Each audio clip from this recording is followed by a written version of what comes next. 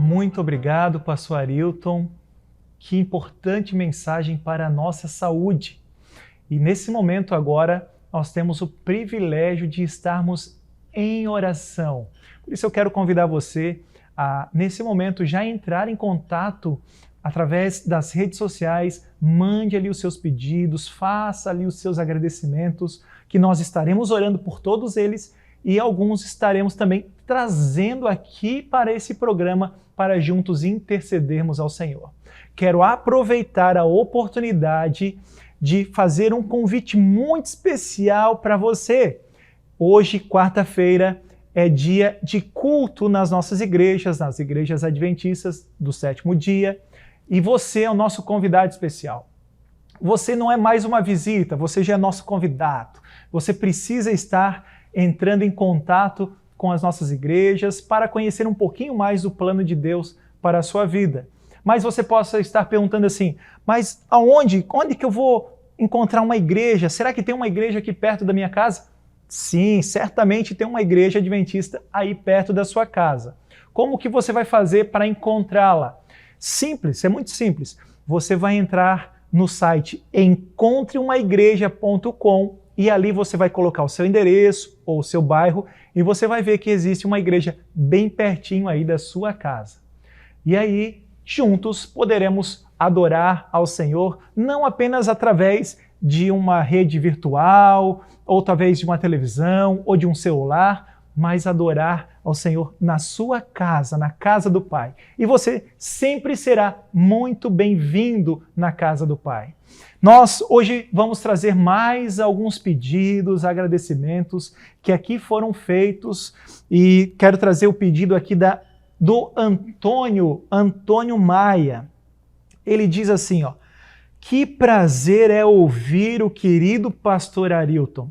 Estivemos juntos em uma série de estudos, Ensinos de Jesus e Bíblia Fácil. Que legal! E ele diz assim, ó, paz e graça a vocês. Amém. Deus seja louvado, Antônio. E continue firme, continue buscando cada vez mais a vontade de Deus para a sua vida. Também nós temos aqui um pedido que é relacionado à família Costa e essa pessoa diz assim, ó, boa noite, irmãos em Cristo, ou nesse caso, bom dia, né, também.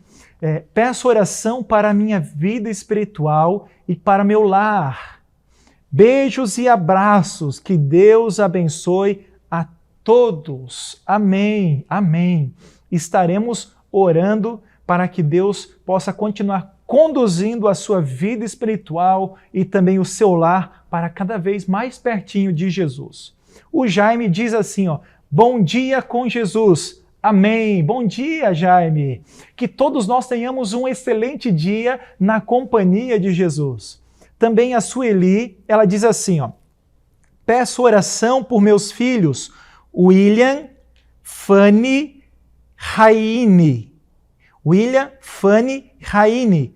Fabrício, Victória e Daniel.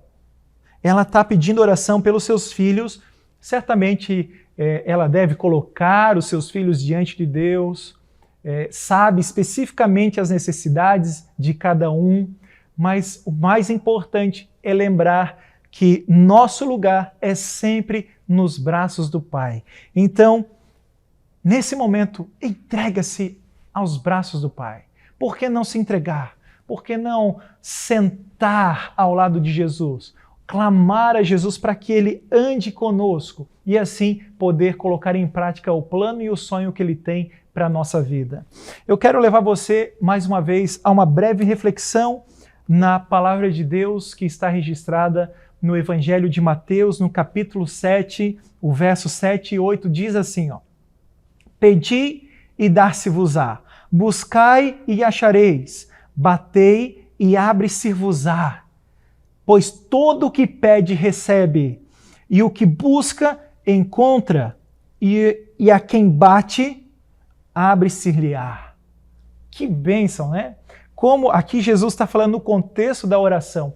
Como é importante nós buscarmos, nós pedirmos. Algumas pessoas podem falar assim, mas Deus já sabe tudo que eu preciso, antes mesmo de eu falar, Deus já sabe. Sim, Deus já sabe, mas é justamente na oração que nós temos a oportunidade de desenvolver o nosso relacionamento com Deus. Por isso que é importante, Jesus mesmo fala assim, pede, busca, bate na porta, insista, pois Deus tem o prazer de ouvir os seus filhinhos.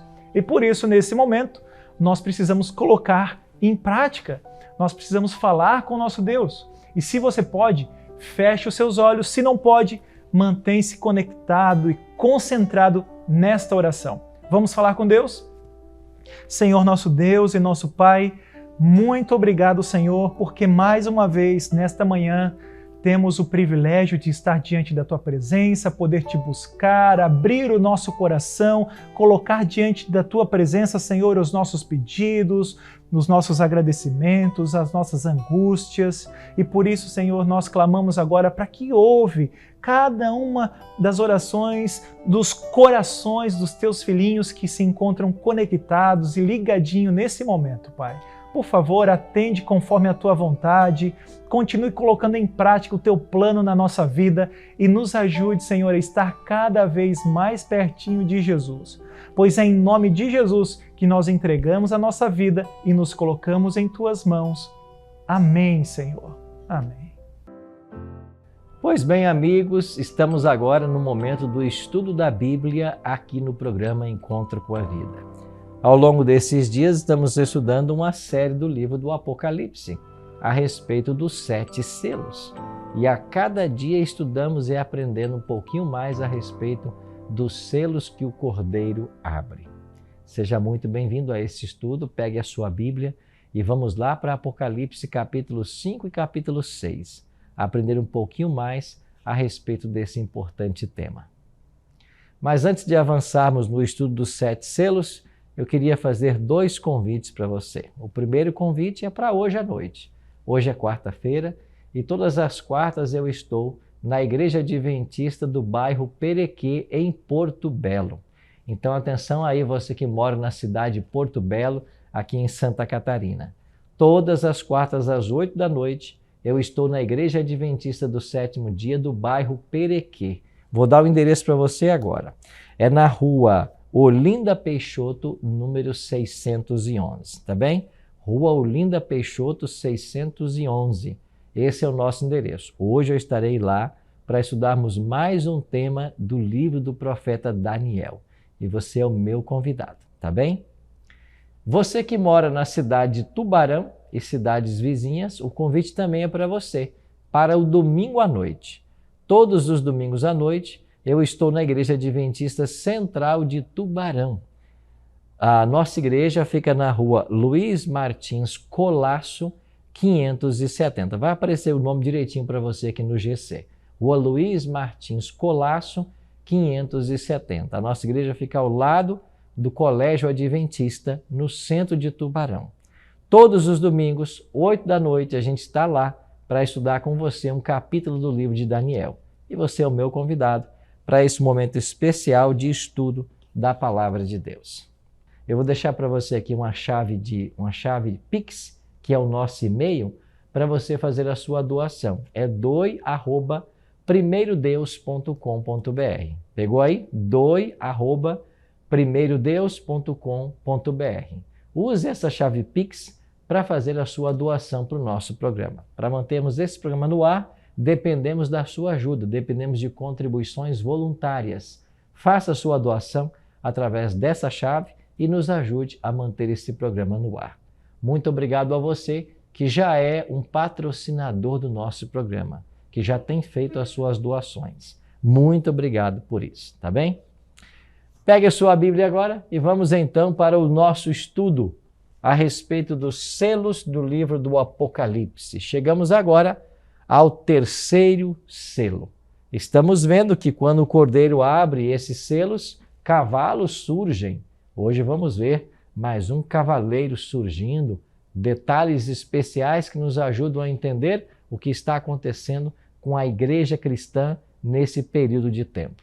Mas antes de avançarmos no estudo, quero convidar você para nós orarmos, pedindo a bênção do Senhor para o estudo que teremos agora. Você ora comigo?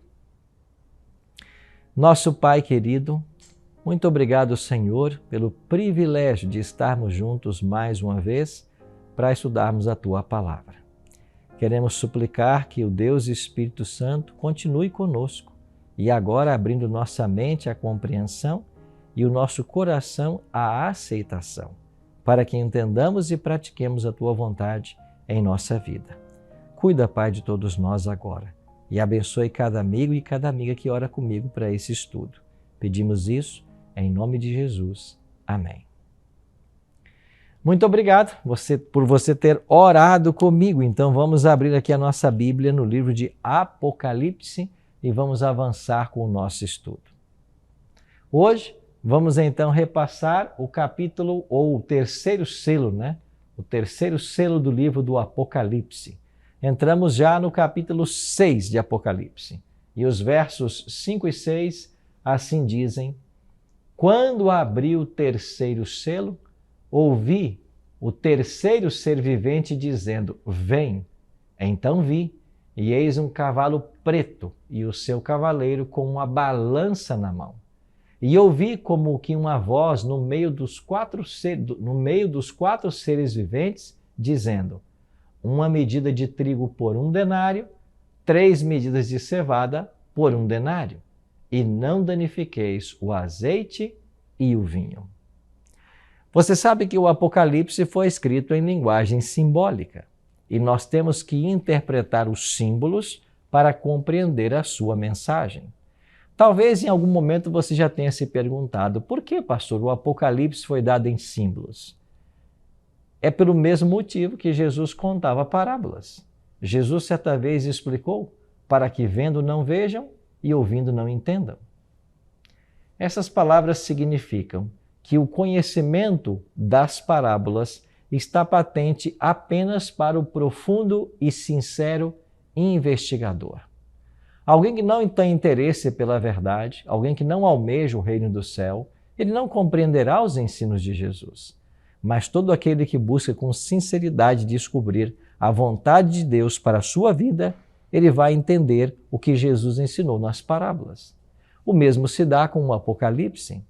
Esse livro foi escrito em símbolos, e esses símbolos nos ajudam a entender a mensagem principal do livro do Apocalipse.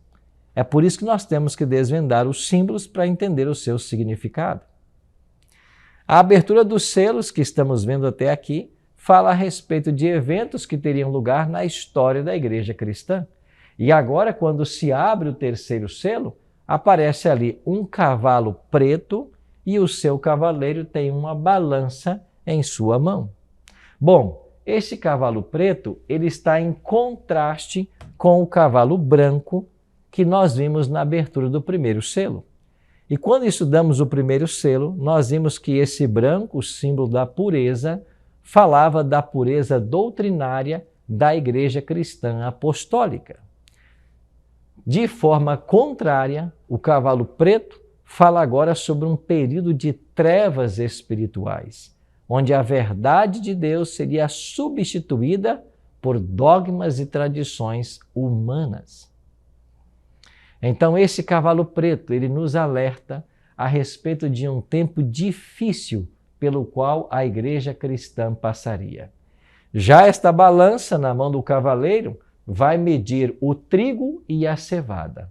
Só que eles estão sendo vendidos por um preço semelhante. O que isso significa? Bom, vamos então à interpretação. O cavalo preto, ou terceiro selo, ele cobre os anos 313 ao ano 538. O que aconteceu no ano 313? Nós já vimos aqui no estudo de ontem que foi o momento em que Justiniano, imperador de Roma Ocidental, ele vai então, imperador de Roma Oriental, ele vai então assinar um decreto declarando o Papa ou Bispo de Roma como cabeça de todas as igrejas. O que aconteceu no ano 313 que marca a abertura ou início desse período terceiro selo? Nós temos aqui a assinatura do Edito de Tolerância de Milão, quando agora, num processo lento, o cristianismo passa a ser declarado a religião oficial do Império. E esse período vai durar até o ano 538, quando nós temos o início daquilo que chamamos supremacia papal. Os papas dominaram durante toda a Idade Média. De acordo com os livros de Apocalipse e também Daniel, esse domínio se estenderia por 1260 anos. Pois esse domínio começa precisamente no ano 538 e ele vai se estender até 1798. Ele termina com a prisão do Papa Pio VI, aprisionado por ordem de Napoleão Bonaparte. E ele começa no ano 538. E nós vamos ver então o que assinalou o início dessa supremacia papal no ano 538. Então, esse período, 313 a 538, aconteceu a corrupção da fé cristã. Por isso, um cavalo negro, preto. O bispo de Roma vai começar a dominar ao final desse período e será uma época marcada pela fome e miséria espiritual. Por que marcado por fome e miséria? Por causa da escassez da palavra de Deus. Interessante que este selo está em paralelo com a igreja de Pérgamo, a terceira igreja do Apocalipse. E a igreja de Pérgamo é classificada no Apocalipse como uma igreja que fraquejou, ou seja, uma igreja que se afastou da verdade. Inclusive, na carta à igreja de Pérgamo é declarado que lá na cidade estava o trono de Satanás. Essa expressão trono de Satanás alude a vários templos pagãos que haviam na cidade. E ali as pessoas adoravam a esses deuses pagãos, esquecendo-se do Deus verdadeiro. Então, foi uma época de corrupção da fé cristã. E nesse período da abertura do terceiro selo, vários dogmas e tradições começaram a ser incorporados à fé cristã. A Igreja Romana começou a aceitar tradições, cerimônias do paganismo, e isso corrompeu a fé. Um exemplo disso, por exemplo, é a crença na missa e na doutrina da transubstanciação. O que acontece na doutrina da transubstanciação? Se estudamos a Bíblia em João capítulo 13, nós vemos que Jesus, ao instituir a ceia do Senhor, ele diz que o pão é símbolo do corpo e que o cálice com suco de uva é símbolo do seu sangue. Apenas símbolo. Mas a Igreja Romana ensina que na doutrina da transubstanciação, ou seja, na celebração da missa, ocorre a transubstanciação, onde o corpo ali, onde o pão é o próprio corpo de Jesus e o vinho é o próprio sangue. Desta maneira, o Cristo é crucificado mais uma vez. Isto fere frontalmente o ensino da palavra de Deus, especialmente do apóstolo Paulo, ao declarar que Cristo morreu uma só vez por todos e aparecerá sem pecado. Cristo morreu uma única vez por todos e não pode morrer em cada missa celebrada. Mas você percebe que esses dogmas e essas tradições começaram a ganhar espaço dentro da igreja? A fé começou a se corromper. Quando a Bíblia fala uma medida de trigo e 3 medidas de cevada por 1 denário, nós temos que entender que o trigo era o alimento dos nobres e a cevada o dos pobres. Agora você tem uma medida de trigo sendo vendida de igual forma por 3 medidas de cevada por 1 denário. Ou seja, nós temos uma equiparação de um alimento bem diferente com um alimento pobre. Ou seja, aqui na realidade é uma substituição das verdades da palavra de Deus por ritos e tradições humanas. Vejamos, por exemplo, as doutrinas pagãs e tradições pagãs que começaram a ter lugar na igreja cristã nesse período. Em 313 é assinado o Edito de Tolerância de Milão, quando nós temos agora um processo de oficialização da igreja cristã como igreja oficial do Império. Isso concedeu paz aos cristãos, mas ao mesmo tempo abriu-se uma porta para que a fé fosse corrompida. No ano 321, para ser exato, no dia 7 de março daquele ano, nós temos o primeiro decreto dominical da história sendo promulgado. E isso foi feito por Constantino, imperador romano. Com a promulgação desse decreto dominical, estavam agora se enfatizando e incentivando os cristãos a adorar a Deus no venerável dia do sol, o domingo, o primeiro dia da semana. É por isso que daí vem a expressão em inglês Sunday, dia do sol.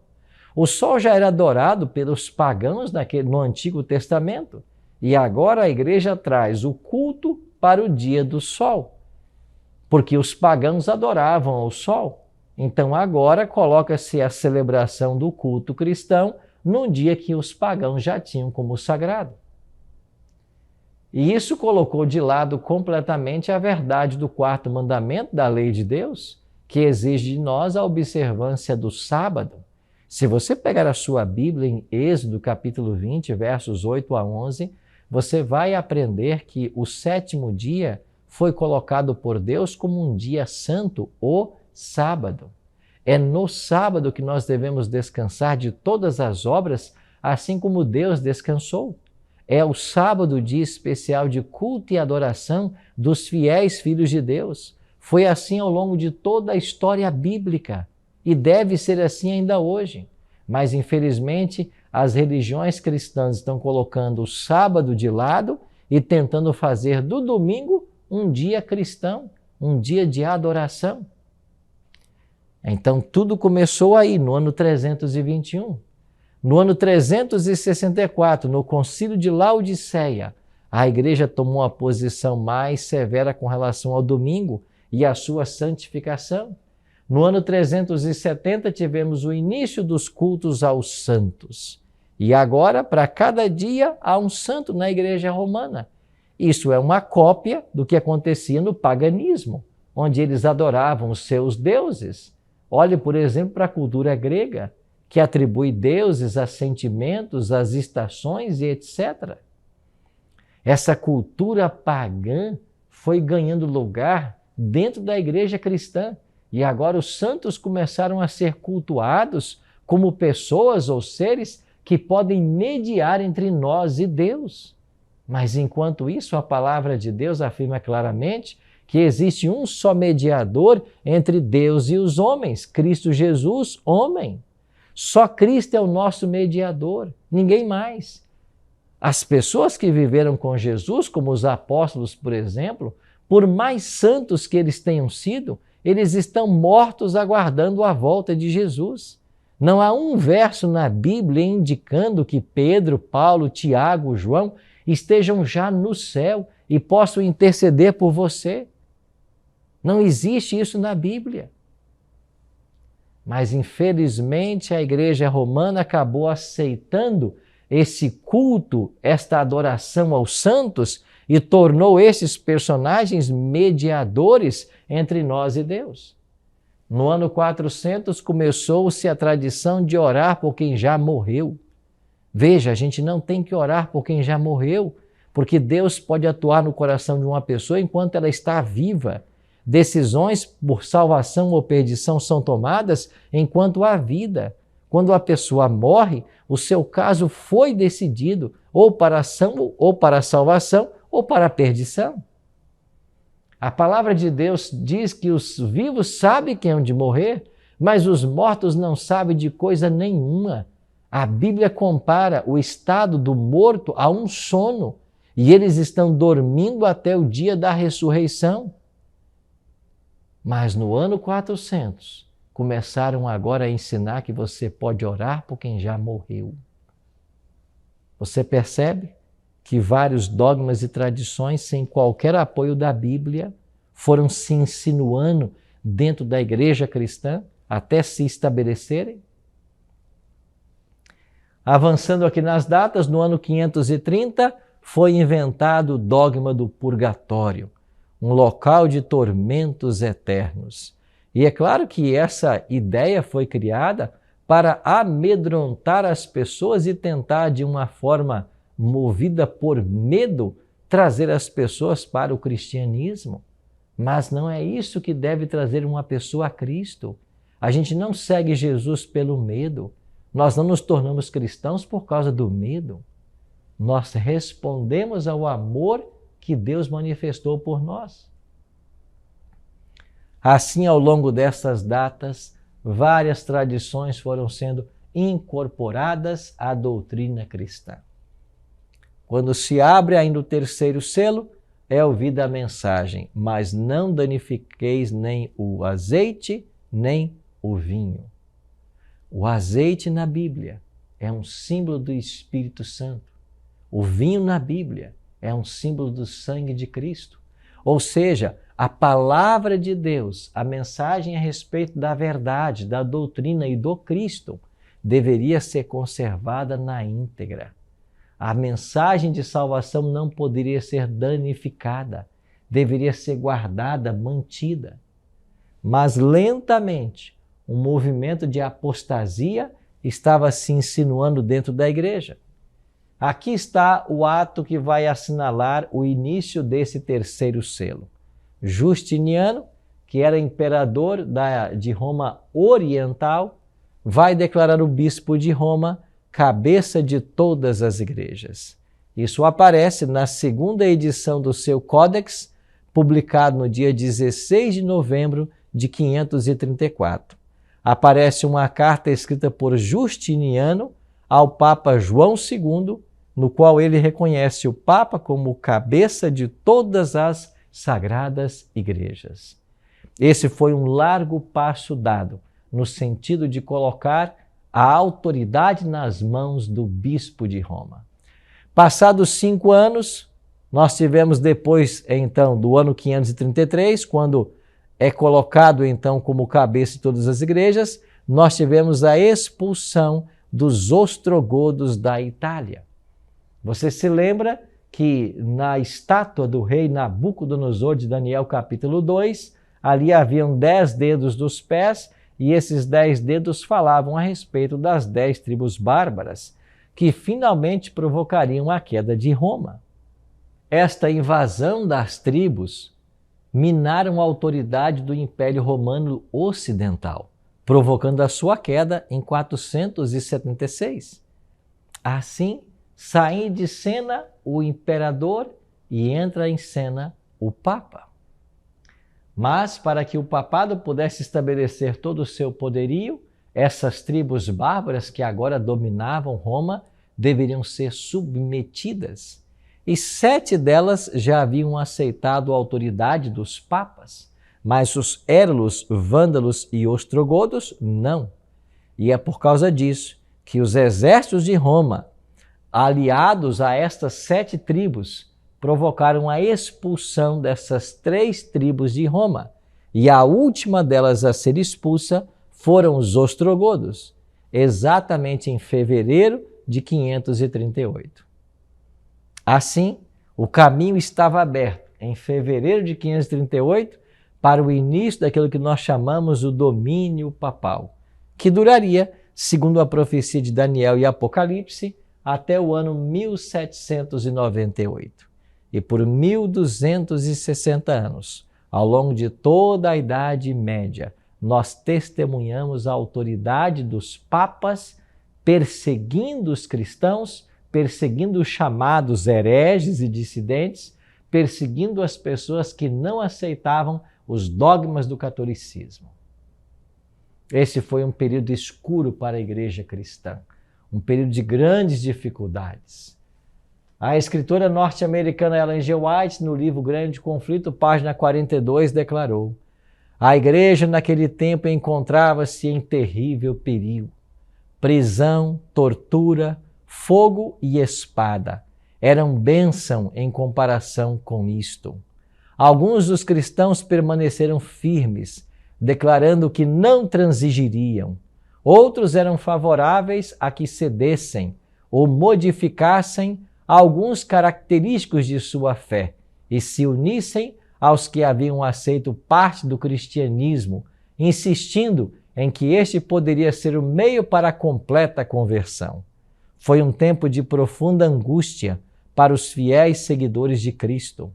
E sob a capa de pretenso cristianismo, Satanás se estava insinuando na igreja a fim de corromper-lhe a fé e desviar-lhe a mente da palavra de Deus. Este texto retrata a decadência da igreja na abertura do terceiro selo, tipificada pelo cavalo preto que foi visto quando o Cordeiro abriu o selo.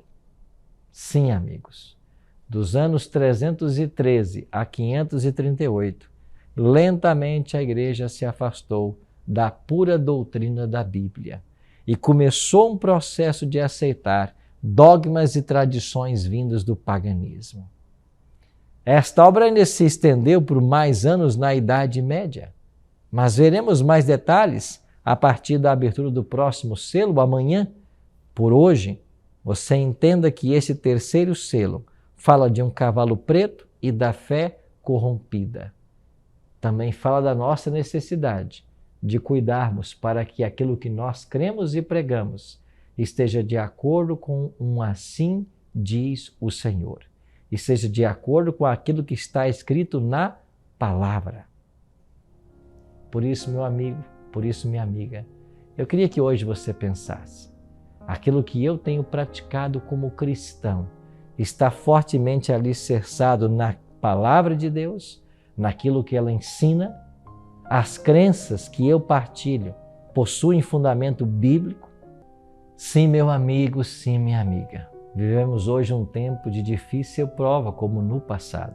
Somos tentados todos os dias a aceitarmos ensinamentos que não possuem apoio na Bíblia.